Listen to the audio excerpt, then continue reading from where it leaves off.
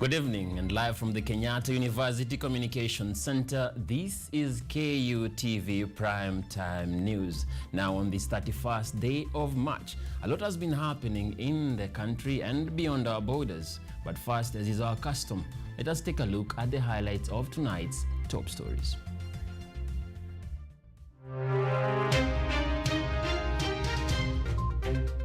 Court in the land disarms the Building Bridges initiative, terming it unconstitutional. And still on the case of the day, the president cannot initiate constitutional amendments, according to a verdict by the Supreme Court. Ruto calls out BBI proponents for apology, as Raila says he accepts the verdict.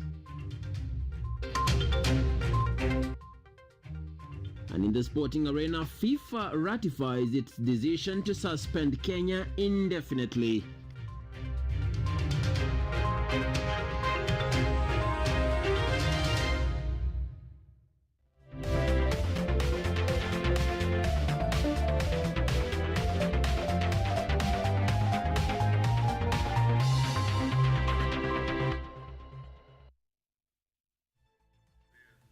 A warm welcome to the broadcast, and I am joined by Sharon Wamboy in the sign language interpretation. Thank you for choosing KUTV to be your informer tonight. Now, the determination of the case of the Constitutional Amendment Bill 2020 took center stage of the Kenyan political scene, with the 7-judge bench of the Supreme Court quashing the hopes of reviving reggae. On 7 issues for determination, the Supreme Court overturned 5 issues and upheld 2 issues by the lower courts, thereby deeming the BBI bill unconstitutional. The highest court in the land has disarmed the Building Bridges initiative of Chestra, sending the BBI reggae off the stage.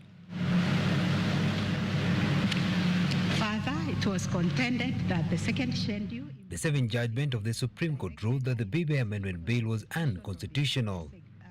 Among the 7 issues for determination of the case, the Supreme Court upheld the basic structure doctrine is not applicable in Kenya, and the President cannot initiate amendment by popular initiative as was ruled by the 2 lower courts. It, however, overturned 5 rulings made by the High Court and the Court of Appeal.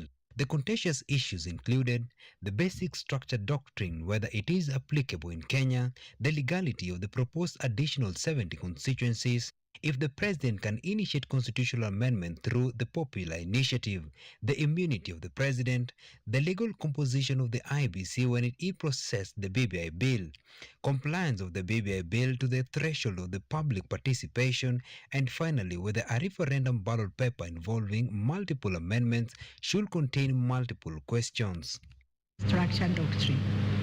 Therefore, in the ruling made by the Chief Justice Martha Koome, she gave room to the proponents of the constitutional amendment to appeal, however reiterating that the proponents and the opponents of the BBI bill from the legal counsel, however, gave controversial views of the bill, with others lighting candle of hope to the supporters. So the ball back to Aweru, Dennis Aweru, and Junet Mohammed. They were the promoters. We see what is it that they are going to do. But as pointed out now, the process cannot go on because a constitutional amendment like what they have started can only be done 1 year before the general elections. The convergence of this litigation, commencing with the High Court, progressing to the Court of Appeal, and now terminating with the Supreme Court, is this: the BBI bill is null and void. So this is what you should tell the people of Kenya. Now, the president or the state institutions are not permitted to initiate or promote a constitutional amendment process through the popular initiative route envisaged in Article 257 of the Constitution. These were of the majority of the 7-judge bench points that were put across. Our reporter Bentura Kwamboka with insights. In the much-anticipated Building Bridges initiative verdict by the Supreme Court, Kenyans were eager to figure out if the president erred in initiating the constitution review process. The verdict is out, and 6 out of the 7-judge bench raised a red flag on the president, citing that a sitting head of state or any state institution is not permitted to initiate a constitutional amendment process that is preserved for the common mwananchi. Offering her judgment today at the Supreme Court, Chief Justice Martha Koome ruled out the possibility of the president using the popular initiative avenue to amend the constitution. By the two superior courts that the president ought not to be both a player and an umpire in the amendment process. The last reason for finding that the state institutions and presidents are excluded from using the popular initiative is to be found in Article 255 3B of the Constitution. It shows that the Constitution recognizes a distinction between the people, the state bodies like Parliament. It therefore follows that a state body like the institution of the presidency cannot fall within the rubric of the people, as the very text of the Constitution makes this distinction. A sentiment that was echoed by Justice William Uko, who said the president cannot act in the capacity of an ordinary citizen, and terming the entire process flawed, having the president taking part since the BBI inception, which the president passed it to the Building Bridges Initiative Secretariat. The court was persuaded and declared that the president does not have authority under the Constitution to initiate changes by way of amendment. That a constitutional amendment can only be initiated either by Parliament through parliamentary initiative under Article 256 or by a popular initiative under 257. The Court of Appeal, in a unanimous decision, agreed and affirmed that conclusion. On the other hand, Supreme Court Judge Isaac Lenaola, backing up the same sentiment, has said the president cannot enjoy untamed power, especially when it comes to constitutional reforms. Neither can he be sued in his personal name for violation of the Constitution. However, Supreme Court Judge Njoki Ndung'u said President Uhuru Kenyatta is within his right to initiate changes to the Constitution through the popular initiative route. The Supreme Court has, however, ruled the Building Bridges initiatives as unconstitutional, bringing Uhuru and Raila's BBI journey to an end. Bentura Kwamboka, KUTV. Thank you, Bentura, for that report. Now, the ruling by the Supreme Court quashing the constitutional amendment bill through the BBI has sent waves in the Kenya Kwanza Alliance and the Azimio la Umoja camp. Raila Odinga, reacting to the verdict, says he has accepted the findings of the court, maintaining it has set precedents for constitutional amendments going forward in accordance with the law. Meanwhile, the Deputy President, Dr. William Ruto, has demanded a public apology from the promoters of the BBI process, terming it a complete wastage of time and resources. The verdict of the Supreme Court that the constitution amendments through the BBI process was flawed has elicited mixed reactions in the two opposing political camps in the country. Deputy President has termed the process a complete wastage of time and public resources, consequently calling for public apology from its promoters. They have wasted 4 years of our time. They sabotaged the Big Four plan that was going to give jobs to our young people in favor of a fraudulent exercise meant to satisfy the selfish interests of a few people. Now that the court has made a determination that the BBI process was illegal, unconstitutional, null and void, now we want to tell them the least we expect from the promoters of the BBI nonsense is for them to own up and apologize to the people of Kenya. Meanwhile, the Azimio la Umoja Premier Raila Odinga, through a communique, has said he accepts the findings of the Constitution, saying, and I quote, "I note the BBI process has been upheld.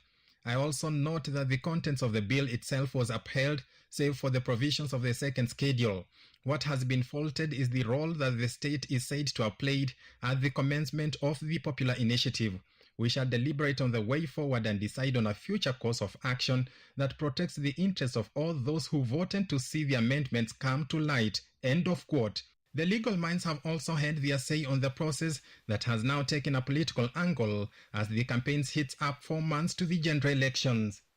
The first thing we must know is that the IBC has quorum and had quorum to receive the signatures. That was very clear. Two, whenever you may want to initiate a popular initiative, then we must distinguish that it must be done by Wanjiku. It cannot be done by the president. That's very clear. And the president's role is not to initiate the process. The convergence of this litigation, commencing with the High Court, progressing to the Court of Appeal, and now terminating with the Supreme Court, is this. The BBI bill is null and void. So this is what you should tell the people of Kenya. There's just a small issue about the role of the president, but that can be dealt with on a case-by-case basis because the Supreme Court was not unanimous on it. Yes. So the fundamental question is that Kenyans have a chance once again, affirmed by the Supreme Court, that they can debate constitutional reform and they can actually amend the constitution. Residents alike did not shy away from reacting to the BBI verdict by the Supreme Court. Personally, I'm happy that the BBI has been stopped by the Supreme Court because I felt like the referendum could have moved the elections forward, and I wanted the elections to happen just when it was supposed to happen. I'm the happiest man in the world because the BBI venye ilikuwa imekuja kuongezea mzigo Wanjiku. Haikuwa na manufaa muhimu ya kusema ati Wanjiku watasaidika kivipi. Na mimi kama mkaaji wa Nyandarua nasikia kwamba kuna kitu ambacho nimekosa, maana ilikuwa ituongezee pesa. Na kwa hivyo mimi nasema ya kwamba I'm very much disappointed and I feel pain because I know we have lost. The verdict of the highest court in the country has sent the promoters of the BBI back to drawing board, with the court laying down legal guidelines within which the process can be lawfully undertaken. The Supreme Court of Kenya has quashed the BBI process, saying it did not follow the law. It has nonetheless laid down legal procedures within which the BBI process can be revived. Now the question remains whether the proponents of the BBI process will still forge ahead with the idea. Henry Tende, KUTV. Thank you, Tende, for that report. And in our interview tonight, we will be looking at matters of the BBI. As in, some Kenyans are happy, some others are not happy. Well, you'll join us in our social media handles and also engage us because we will have quite the panel. Wait and see this. Anyway, moving on forward. President Uhuru Kenyatta has commended the modernization of the military training in the country during the cadet commissioning parade held in Nakuru.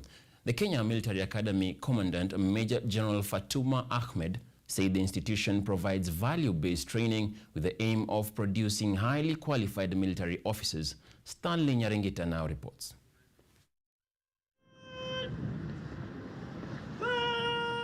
The modernization of military training in the country has been commended by President Uhuru Kenyatta. While commissioning the first cohort of graduate general service officer cadets at the Kenya Military Academy in Lanet, Nakuru County, the head of state highlighted that the government has also undertaken far-reaching reforms to support the welfare of the security forces.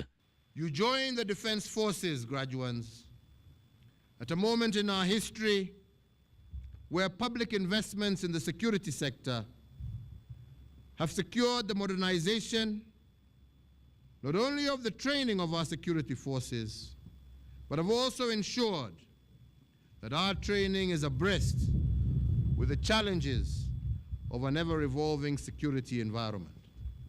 The president also appreciated the efforts by the academy for continuously training cadets from other countries. Reiterating his sentiments, the academy's commander, Major General Fatuma Ahmed, noted that the institution provides value-based training with the aim of producing highly qualified military officers.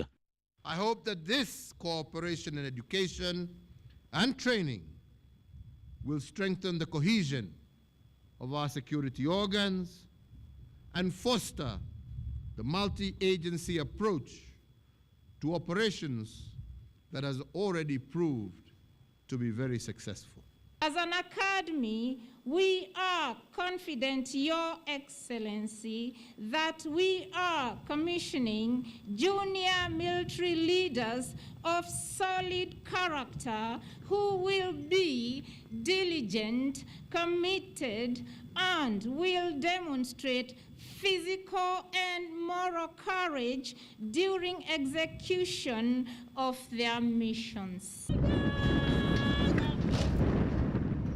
The 168 cadets who had undergone a one-year professional training at the academy comprised of Kenya Army, Kenya Navy, and Kenya Air Force. Stanley Nyirungita, KUTV.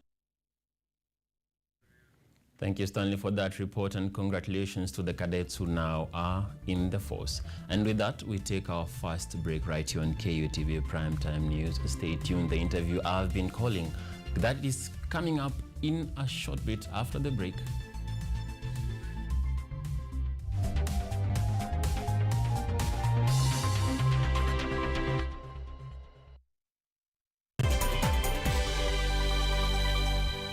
KUTV, in conjunction with Kenyatta University Funeral Home, is now offering death announcements immediately following our news bulletins at 7 p.m. At this sorrowful time, as you share in your grief, allow us to communicate your announcement of your loved one on KUTV in both Kiswahili and English. For more details, kindly inquire at the KU Funeral Home Service Desk or call 0736 928 380 or dial 020-359-9054.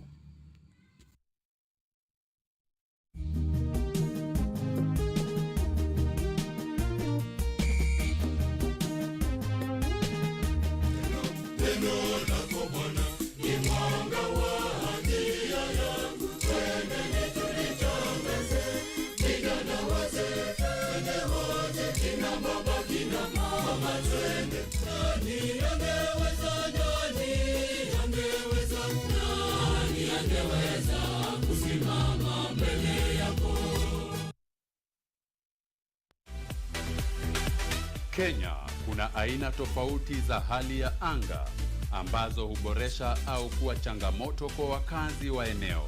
Kaunti ya Makueni imeibuka kuwa bora katika masuala ya kilimo licha ya hali ya kiangazi.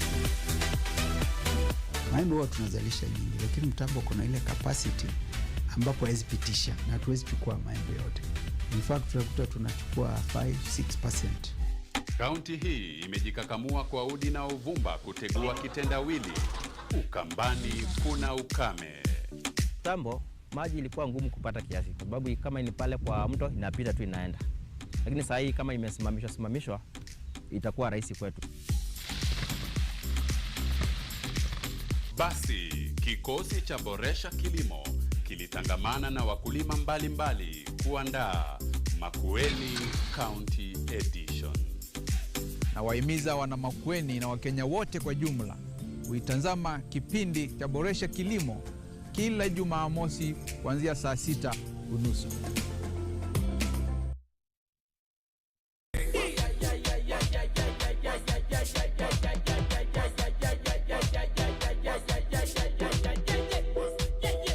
What is this magic? I need that magic. Somebody call 911.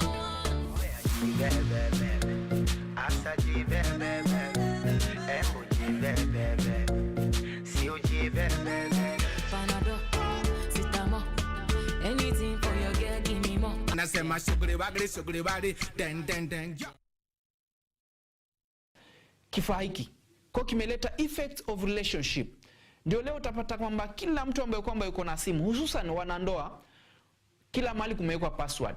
Kwa message kuna password, kwa WhatsApp kuna password, kwa phone call kuna password, kwa kila mahali kumewekwa password. Utakuta kwamba mtu hawezi kufikia mahali kama pale. Kwa sababu gani? Kuna mambo ambayo kwamba laiti mwingine atayaona yataleta vurugu, yataleta uhasama katika jamii kwa sababu ya kifaa hiki kinachoitwa simu. Today I'm at the Jomo Kenyatta University of Agriculture and Technologies Industrial Park to bring you Kiambu Innovation Week. We are the only company producing these USB cables in Africa, and we produce 3 types of cables. This is our rotating Ferris wheel garden.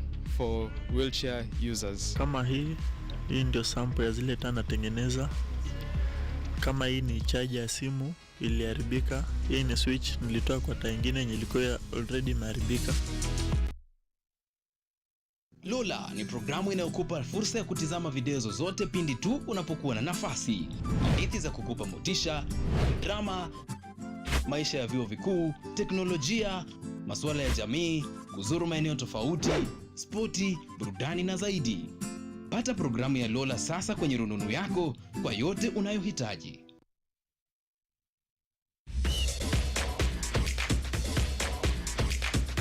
Ukiwa na dukuduku la michezo, tunafungua sanduku la dukuduku kwa ufahamu zaidi. Kila danadana, mitimko, mifiatuko na harakati zote ugani, sisi ni wako mwandani.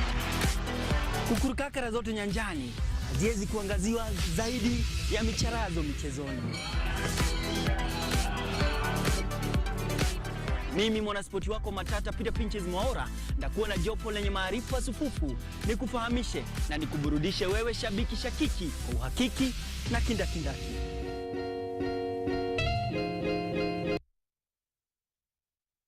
Lola ni programu inayokupa fursa ya kutizama video zozote pindi tu unapokuwa na nafasi.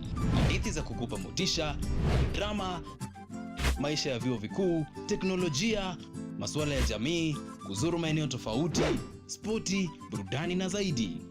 Pata programu ya Lola sasa kwenye rununu yako kwa yote unayohitaji.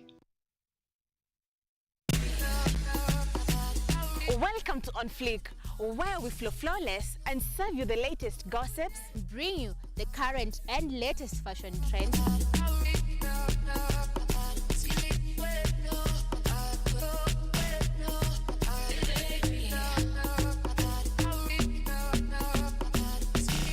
talk to you about current life issues, bring you guests related to lifestyle.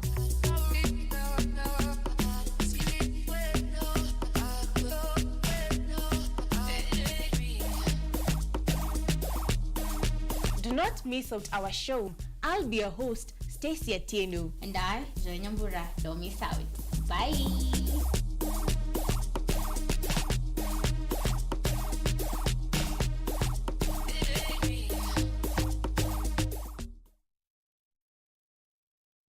Kifaa hiki kwa kimeleta effects of relationship. Ndio leo utapata kwamba kila mtu ambaye kwamba yuko na simu, hususan wanandoa, kila mahali kumewekwa password. Kwa message kuna password, kwa WhatsApp kuna password, kwa phone call kuna password, kwa kila mahali kumewekwa password. Utakuta kwamba mtu hawezi kufikia mahali kama pale. Kwa sababu gani? Kuna mambo ambayo kwamba laiti mwingine atayaona yataleta vurugu, yataleta uhasama katika jamii kwa sababu ya kifaa hiki kinachoitwa simu. Today I'm at the Jomo Kenyatta University of Agriculture and Technologies Industrial Park to bring you Kiambu Innovation Week. We are the only company producing these USB cables in Africa, and we produce 3 types of cables. This is our rotating Ferris wheel garden for wheelchair users. Kama hii ndio sample ya zile taa natengeneza. Kama hii ni charger ya simu iliharibika, hii ni switch nilitoa kwa taa nyingine yenye ilikuwa already imeharibika. Lola ni programu inayokupa fursa ya kutizama video zozote pindi tu unapokuwa na nafasi. Hadithi za kukupa motisha, drama, maisha ya vyuo vikuu, teknolojia, masuala ya jamii, kuzuru maeneo tofauti, spoti, burudani na zaidi. Pata programu ya Lola sasa kwenye rununu yako kwa yote unayohitaji. Maelfu na maelfu ya wahamiaji wakiwa na watoto kutoka nchi za Amerika ya Kati wanaendelea kuwasili kwenye mpaka kati ya Marekani na Mexico. But folks, I'm going. Thank you very, very much. I appreciate it. Thank you. Ni habari kutoka pembe zote duniani. Pepopa siko kuvuko. Pepopa ni idea. Tazidi ananyonya, hanyonyi vizuri, anakuwa hayuko comfortable. Jeshi la Jamhuri ya Kidemokrasia ya Kongo linapambana na waasi wa ADF. Kwa sasa wanatoa wito kwa mashirika, makampuni na vile vituo vya uchukuzi. Mambo mengi yatakwenda kama yalivyo uliopangwa. Hapa ni kuna mmoja wa viongozi wa chama cha wavuvi katika eneo hili. Zaidi tunajaribu kuwapa chanjo ili ina boost ama inanyanyua kinga ya mwili, ndio inaenda kupelekea kupambana na virusi. Ni Duniani Leo, Jumatatu mpaka Ijumaa, moja kwa moja kutoka VOA Swahili, Washington DC.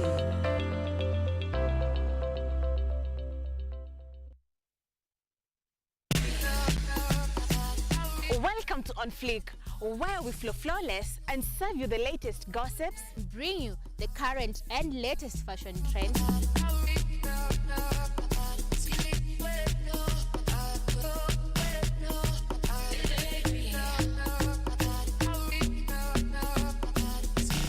talk to you about current life issues, bring you guests related to lifestyle.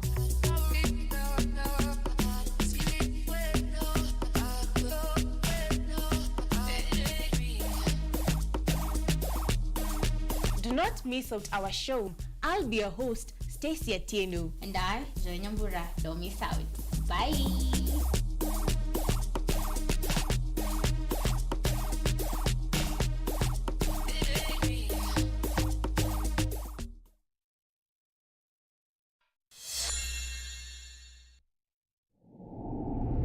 This is your first time? Yeah, I'm kind of scared, but I can do this. Yeah. Mess with me. Yeah, let's do this, man.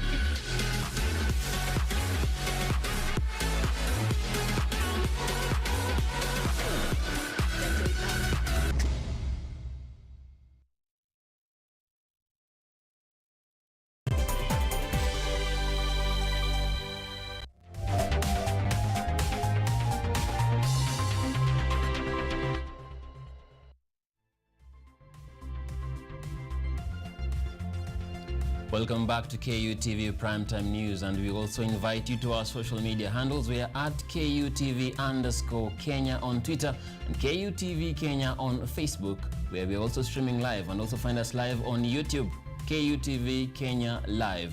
Now, to enter our discussion of the day on the case of the day, the BBI. It has been on a gradual journey that for a moment seemed a seamless course of sorts, just before a legal challenge marched its footing, seeing it declared null and void constitutionally. Ladies and gentlemen, it is the Constitutional Amendment Bill 2020, infamous as the Building Bridges Initiative, the BBI, which today seemingly was checked out from contention in the highest court in the land. What does this mean? Has reggae really flatlined? Is there some recourse, or is the nail squarely on the coffin for the bill? Now, to get us up to speed, I'm joined by a panel of learned friends to shed a deeper insight on what transpired at the Supreme Court today. And live in our prestigious studios from Morara Advocates is Omoke Morara. And joining us virtually is Kennedy Marete from Marete Advocates. Welcome, gentlemen. Thank you. And without further ado, Marete? Yes. Hello, Wakili Marete, are you finding us? Ah, wonderful. Yeah. Yeah, it's nice to see you, sir. Thank you very much for having me on the show. Yeah, welcome to the broadcast. Now, we'll begin with you, Wakili Morara. After this bout where the BBI has been termed unconstitutional, is it correct to now be in a situation of assuming BBI is completely dead? Is it the end for the bill? Of course, at this point, the decision of the Supreme Court marks the end of the BBI. In any case, the journey ended in last year in May when the High Court made its decision. Really? Today was just the final rights. The BBI can only come back if they start afresh and they comply with the strict provisions contained in the Constitution and the guidelines in the Constitution.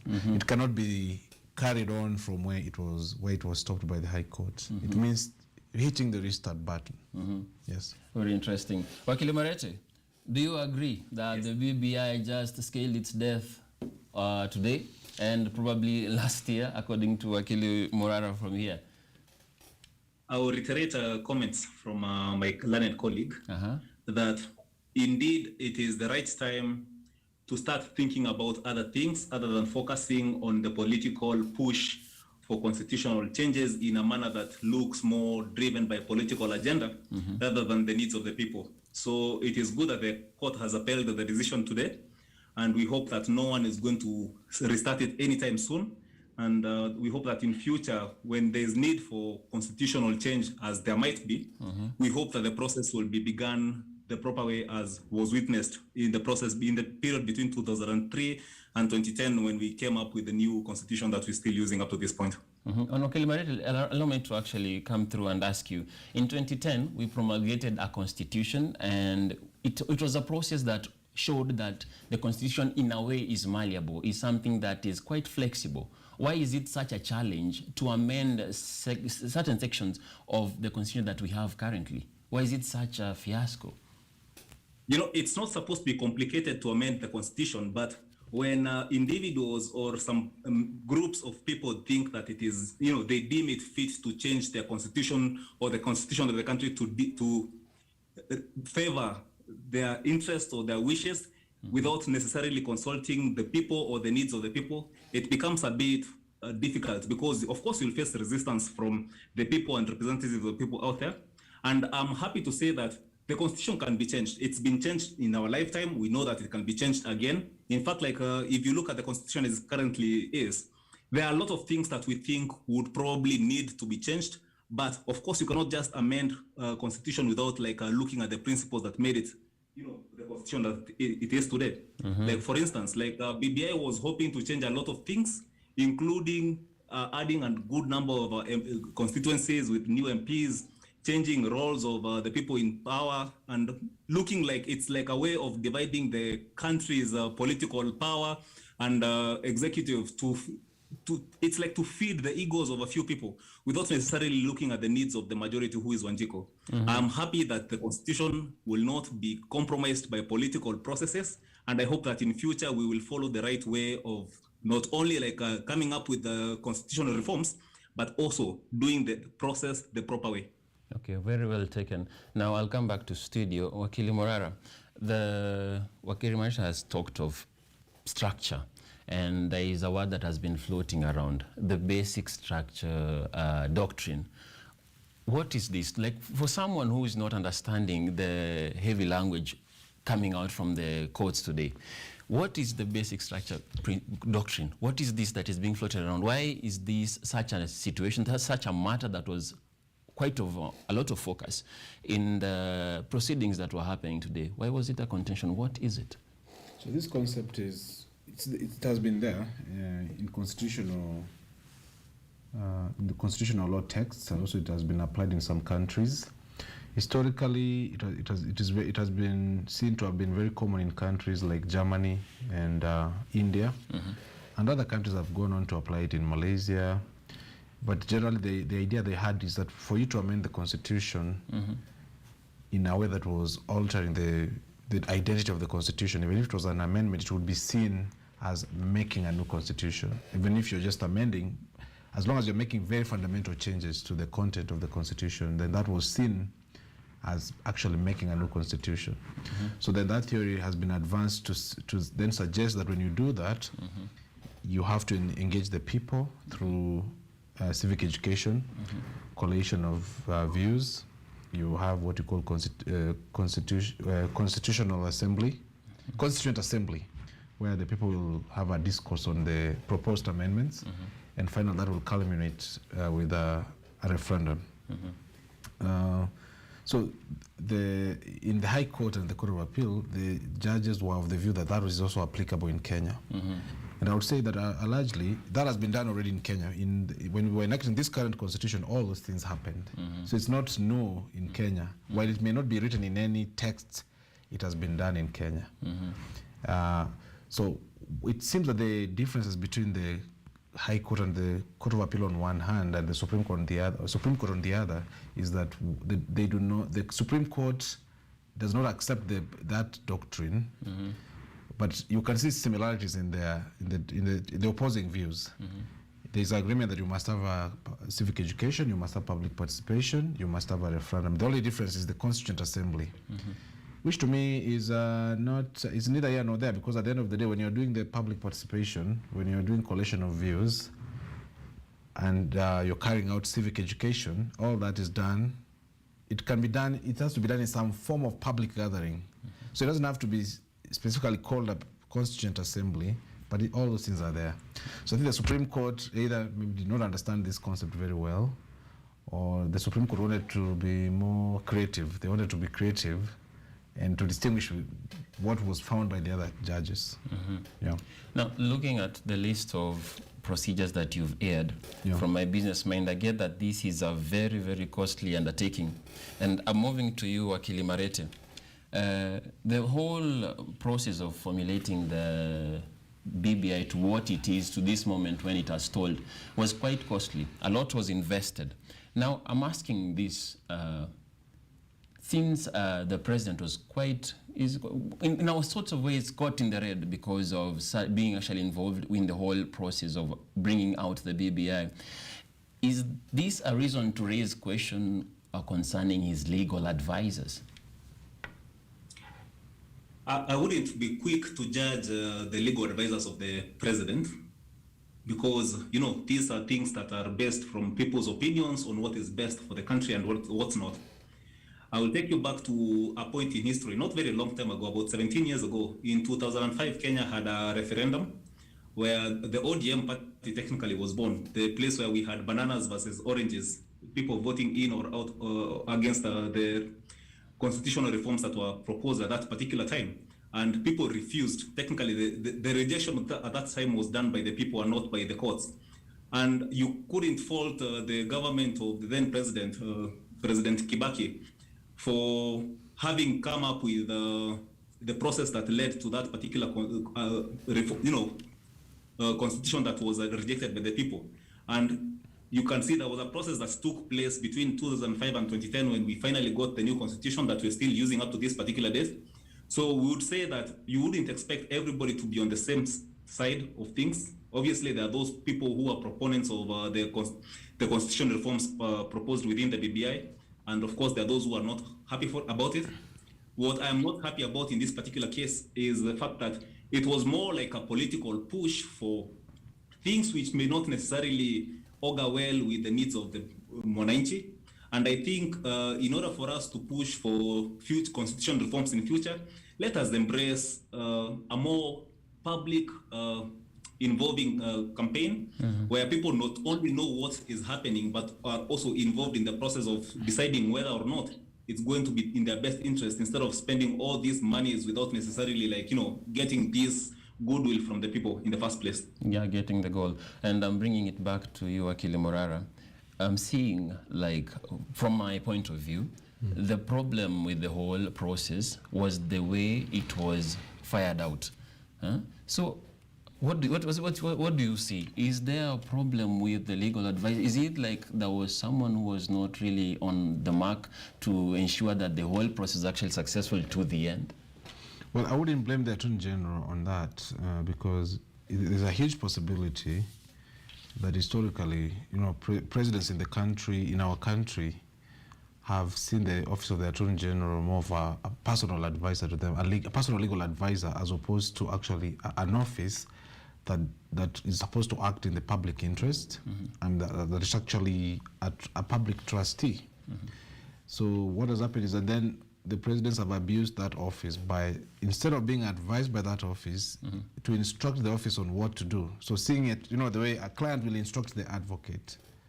So exactly that's the relationship that they have transplanted in that office, whereby the office of the president instructs the office of the Attorney General what to do and what not to do, which is not in line with the Constitution, because the Constitution would have preferred an element of independency on the part of the Attorney General, and to always act on behalf of the public, not on behalf of the presidency.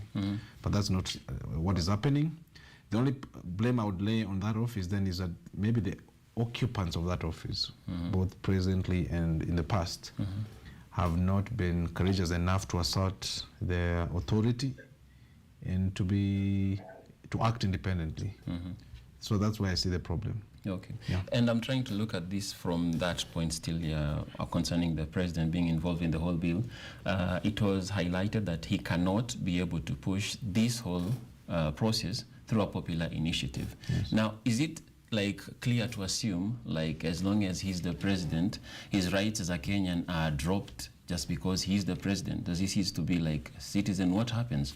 The court general, from looking at the opinions of the High Court, Court of Appeal, and the Supreme Court generally, what is coming out is that they're not saying that the president does not have those rights. What they're saying is that when he assumes the office of the president, he ceases to be an ordinary citizen. And the popular initiatives are preserved from what they have found from interpreting the Constitution as written, both the text and the historical context, that popular initiative is a preserve what is seen as an ordinary citizen. And an ordinary citizen has been, they have described what it is. It's a day-to-day Kenyan. And it's an everyday Kenyan. Is this also why he can't be sued? No, that's a different question altogether. That one comes to, that's a matter of being able to exercise the functions of the office of the president without looking over your back that maybe everything I do has to be questioned. But it doesn't mean they will not be sued. The courts are very clear that, and the Constitution actually has already stated that at the end of his presidency, he can be sued. He can be impeached during his presidency if he has committed constitutional violations. And to me, to my mind, it's very clear if the president has engaged in some serious violations that go outside of his capacity as president, the people can still challenge that. I think the Supreme Court was very, it did not come out clear, in my opinion, on that issue. All they did was just to repeat what is provided in the Constitution. So I feel like that question is still open to further interpretation. But in terms of being able to conduct a popular initiative, his role is very clear in that aspect. That is that under Article 257 is required, then his responsibility is to first, once a bill has been presented to the IBC under the popular initiative, it will be taken to the president to determine whether it contains provisions requiring a referendum. So then the president will, once he determines that, he will hand it back to the IBC to conduct a referendum. Then eventually, if it's passed, he will sign. So his responsibilities are very clear. We have not said he cannot vote in a referendum.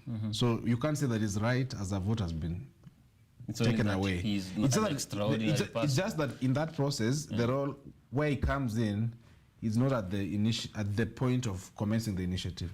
He's there at the time of checking do we need a referendum? Go conduct it, then signing any amendment. And of course he can vote in the referendum. So the president, and they said if he wants to really pursue the popular initiative, he can do it in his personal capacity. And that would mean maybe he has to vacate the office. He has to wait until he either can resign if he's very passionate about amending the Constitution more than being president, or he can wait until the end of his term. And Wakili Marita, I'll come over to you. Like, there are only like 2 issues that the Supreme Court has not allowed an appeal on, which kind of brings it to my mind that there are other 5 an appeal can be made. Now, is there a possibility of such an appeal being made and we find ourselves back on the road concerning the BBI in the courts? Well, there is no hope for an appeal because the Supreme Court is the highest court in the Republic, and the decision of the Supreme Court is usually final, unless now you want to go to the international courts, which would not make sense in this particular case. And I can tell you, allow me to interject a little bit. Then what is the meaning of that word, that you can appeal on these other matters? Because that kind of cause disparity. Yes, we are like locked on the fact that the Supreme Court is the highest court in the land, but what did that statement mean?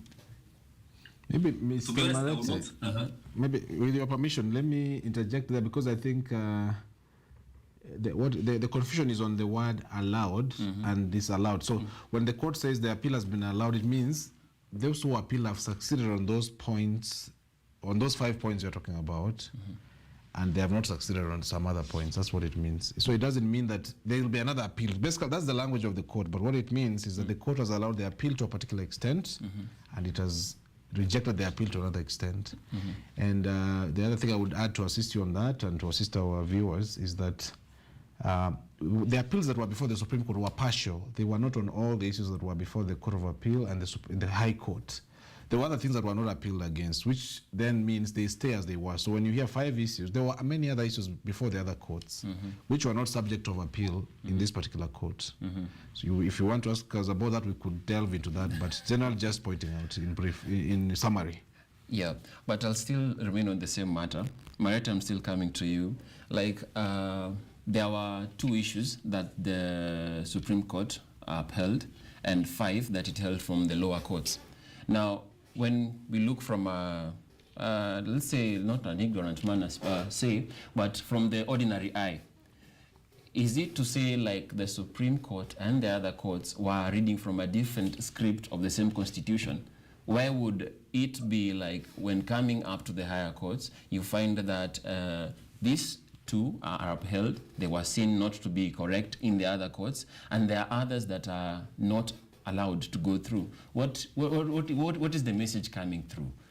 I'm trying to understand that.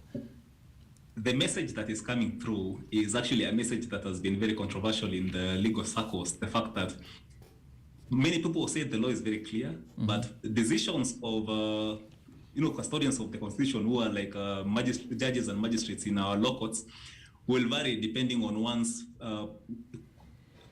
interpretation of the law and the way they're going to look at the case that has been presented before them and make a decision thereof. Now, you see, today we didn't have a unanimous decision. That tells you, like, if that case had been decided by the judges who made a decision in favor of those issues would have passed. But the good thing is the majority made a decision that helped us stop the BBI journey and the reggae completely. And I think Kenyans can actually go to rest knowing that the BBI issue has been done with as it is, and we do not expect to hear anything pertaining to BBI any other time, unless if someone starts a new initiative and does it properly, whether it's called BBI or not. BBI as currently constituted is done, like finished. So there is no loophole for going back to any particular court or any channel saying this was upheld and this was denied and trying to see whether they can revive it. For the time being, it is done. So let us focus on the way forward. And the way forward is, if there are issues, and of course there are, pertaining to the Constitution and reforms around the Constitution that needs to be done, let them be done in the proper way. If we need a new Constitution, like for instance, we know very well that the current way that the government has been put together, like we have these county governments and the central government, with what I can call a bloated amount of money going to these recurrent expenses, we don't really have much left for developments. So there might be a room for changes in that particular aspect, such that we don't spend all the money that is generated in the country to pay salaries and expenses, operational expenses for these convoluted multiple levels of governance. But anyway, the thing is, BBI as it is dead. Let us concentrate on other more important things. Oh, very well taken. Now, coming back to studio, Okili Murara. Now, should the whole, we go through the elections, we come next year, and maybe the whole process starts again, will the Mwananchi be tasked to actually fund the whole process again? Or what would happen if this whole process was to take over? Because the Honorable Raila Odinga has said that we accept the verdict. We are now focusing on winning the election. So his focus is on the election. But it means, or it's quite vague on whether he will pursue, or the whole crew will pursue the BBI going forward. Going forward, who will bear the cost of such an initiative? So the question has 2 angles. There's the political angle and there's the financial angle. I would begin with the political. I think in reality, if I got into the mind of Raila Odinga, I would tell you he doesn't want the BBI at all. Why would you say that? If he wins the presidency, he doesn't want to have a prime minister, because that's a second center of power. And it never works. It never worked in the last time we had it, that Raila was there, the occupant of the office of the prime minister, and then there was the president. It was always gridlock, as you know, that time. No president wants to have a prime minister. Even Uhuru himself, if he really was so passionate, why didn't he even try to have a prime minister now, through even naming one of the ministers as a prime minister? He could have done it by executive order. He's never done it.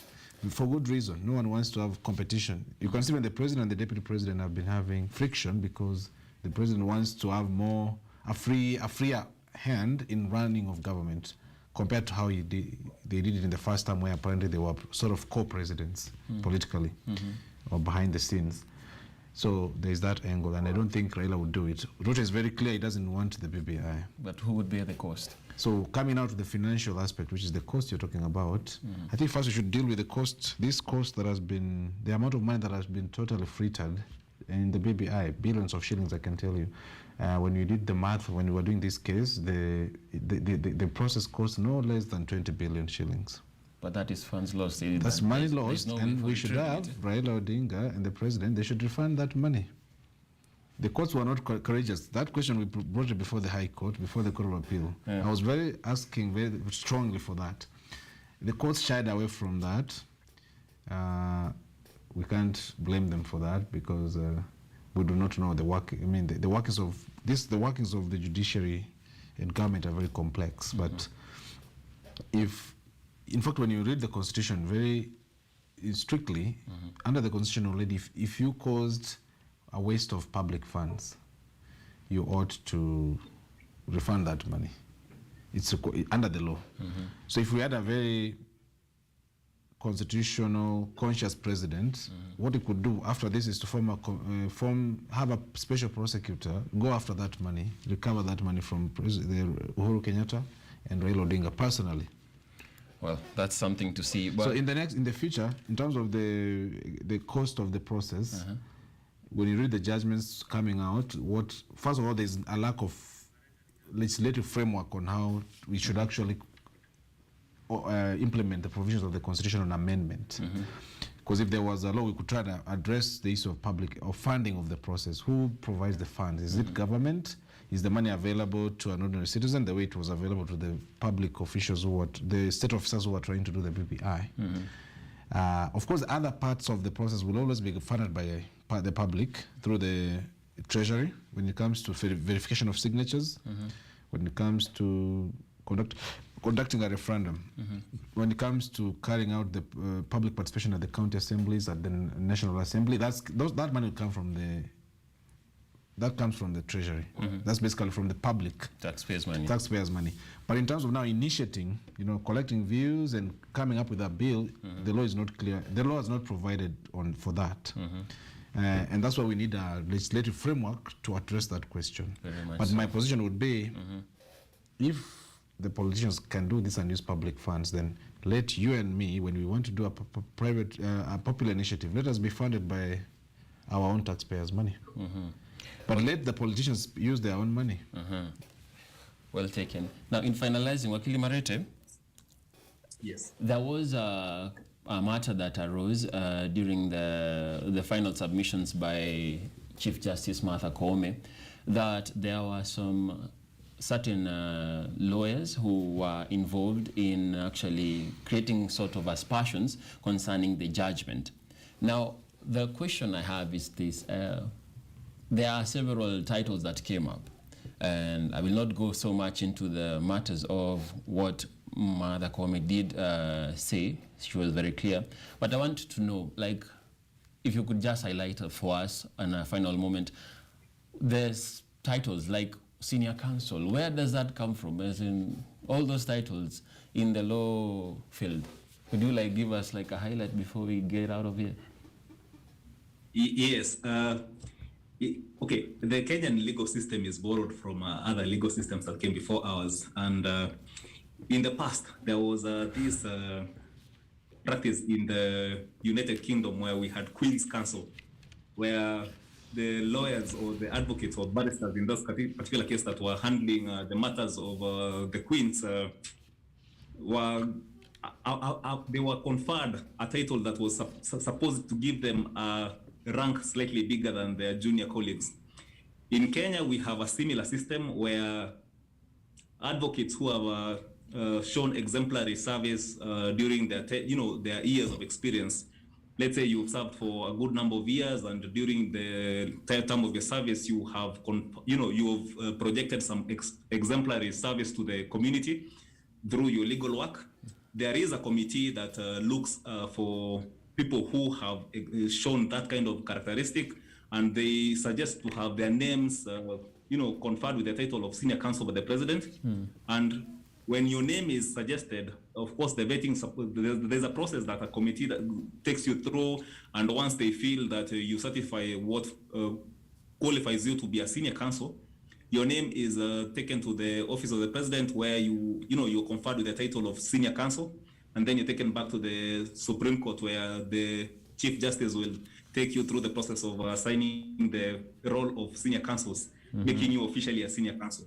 It is a very prestigious position to hold in the country, and we hope that one day we will get to be the senior counsels of the country, but on merit. At the time being, of course, we respect those who have managed to get there. I know, obviously, there's always going to be political opinions on what senior counsel has done and what senior counsel has not done. But of course, we're not discuss that for the time being. We'll say that most, if not all, the ones who are senior counsel right now deserve to be holders of that title. Thank you very much, gentlemen, for joining us for this discussion. I mean, there is a lot that you have been able to actually pour out, make us understand, because at times we find ourselves in a situation where we are receiving data, but we're not really understanding exactly what we are getting. And thank you for making time to come over to KUTV Primetime News and giving us a detailed expose on what transpired today. Thank you, Wakili Murara. Thank you, Wakili Marete.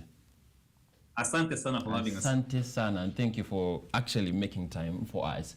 Thank you. Okay, we now take a short break right here on KUTV Primetime News. Stay tuned. We'll be back. We still have a lot for you.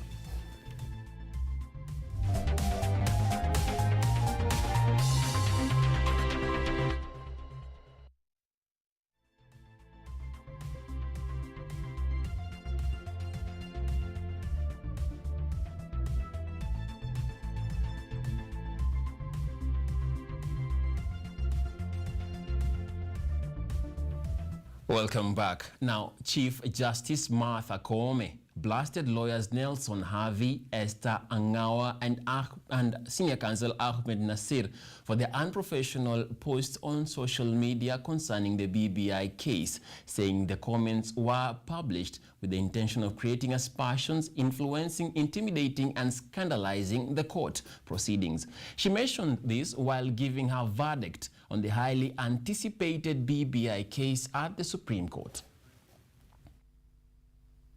In what the Chief Justice Martha Koome has described as the emerging trends on the social media where lawyers publish their views with an aim of influencing, intimidating, and scandalizing the court proceedings, lawyers Nelson Harvey, Esther Angawa, and Ahmed Nasir were warned of this trend, noting if the trend is left unchecked, it will erode the dignity and the confidence of the court.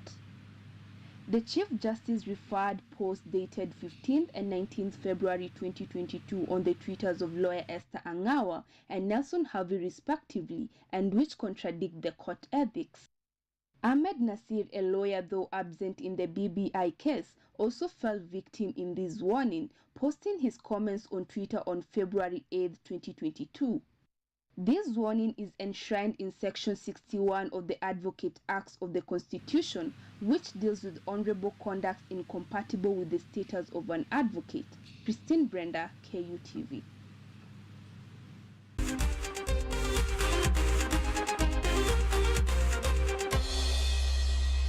We take a swift dive into the sporting arena, where football governing body FIFA has ratified its decision to suspend indefinitely from all international football competitions over the government interference at the FIFA Congress held in Doha today. Kenya had 1 month window to relinquish management of the country's football and allow the disbanded Football Kenya Federation leadership back in charge. Moving on forth, the Egyptian national team was purportedly subjected to racial attacks in a World Cup qualifiers match against Senegal in Dakar. In an official complaint submitted, it's claimed that the Senegalese fans terrorized the Egyptian players